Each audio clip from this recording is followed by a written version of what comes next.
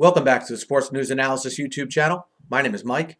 I'm continuing my Week 12 previews and analysis. This video is for the game between the Tennessee Titans and the Oakland Raiders. This game will be played out in Oakland. This game features a pair of 4 and 6 AFC teams trying to creep their way back into the discussion here for that last wildcard spot in the AFC. And, you know, from Tennessee's standpoint, they'll go with Ryan Fitzpatrick again this week at quarterback, obviously with Jake Locker being out for the season. You saw Fitzpatrick in a loss last week versus Indianapolis throw for 222 and not throw an interception. You know, that's a big thing, and actually throw for a high percentage passing as well. That's the big thing with Fitzpatrick. And a big reason I think he was able to have a good game like that was because the running game averaged over 5 yards a carry. And now when you're going against a team like the Raiders, who only yields 3.7 yards per carry, we'll see if the Titans can run the ball with the same success that they had last week. You know, I see a direct correlation between them being able to run the ball and Ryan Fitzpatrick having a successful game. As far as the Raiders go, they'll start Matt McGloin. Matt McGloin made his first start last week, threw 3 touchdowns, no interceptions, in a win on the road in Houston. And while I know Houston is a mess, okay, I thought that was an impressive performance because Houston had the #1 passing defense in the league going into that game.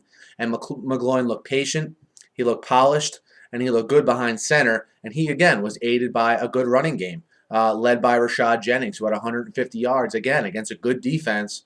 And, you know, he goes up against a Tennessee defense this week that gives up over 4 yards per carry. So, again, the running games for both teams, I think, will be key, considering the quarterbacks that they have starting for them. The Raiders' defense, I think, has been better than expected. I think they've been getting better every week. If you follow this team, you know they added a lot of new pieces in the offseason. There were some tough times early on, most notably, 3 weeks ago when they let up those 7 touchdowns to Nick Foles. Since then, though, this unit has been playing better. I like that they didn't just go in the tank after that somewhat embarrassing performance against the Eagles. I think Dennis Allen has this team headed in the right direction. Even if Terrell Pryor is healthy, they'll probably wait till he gets fully healthy to even think about putting him in for Matt McGloin with the way McGloin played last Sunday. But as far as the Titans go on defense, look, this is a team that, they're sort of Jekyll and Hyde on defense. Some games they look great, some games not so much. I do know, though, that if you can be physical with this team, you can run the ball on them.